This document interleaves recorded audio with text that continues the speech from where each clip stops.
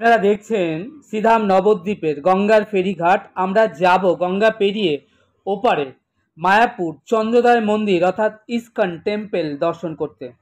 চলুন তাহলে যাওয়া যাক। আমরাও চলে এলাম কলকাতা থেকে শ্রীধাম নবদ্বীপে।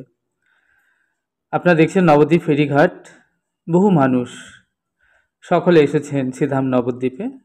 নবদ্বীপ ধাম দর্শন করবেন, নবদ্বীপ ধাম দর্শন করে তারা যাবেন শ্রীধাম মায়াপুরে চন্দ্রোদয় মন্দির দর্শন করতে। আমরাও চলে এলাম সকলের সাথে শ্রীধাম মায়াপুরে চন্দ্রোদয় মন্দির দর্শন করব। ফেরিঘাট থেকে মায়াপুরে যাবার লঞ্চে আমরা চেপে বসেছি। আপনারা দেখছেন দূরে মায়াপুরের সেই বিখ্যাত মন্দির চন্দ্রোদয় মন্দির। যাই হোক, দেখছেন খুব ভিড় লঞ্চে। আমরাও ধীরে ধীরে এগিয়ে চলেছি শ্রীধাম মায়াপুরের দিকে। আমাকে দেখতে পাচ্ছেন, তাহলে আপনারাও চলুন আমার সাথে দর্শন করবেন শ্রীধাম মায়াপুর চন্দ্রোদয় মন্দির।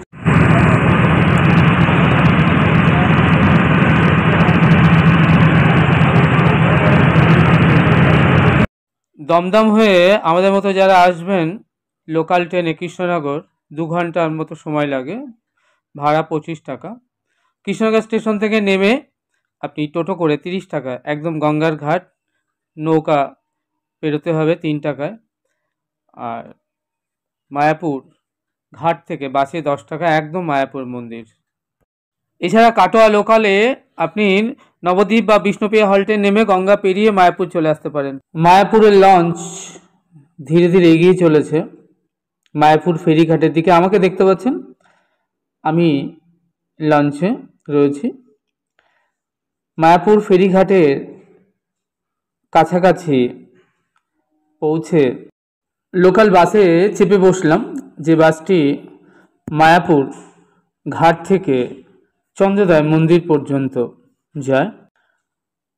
তো আমরা চলে এলাম সিধা মায়াপুর। 10 মিনিট সময় লাগলো। বাসটি আমাদেরকে নামিয়ে দিল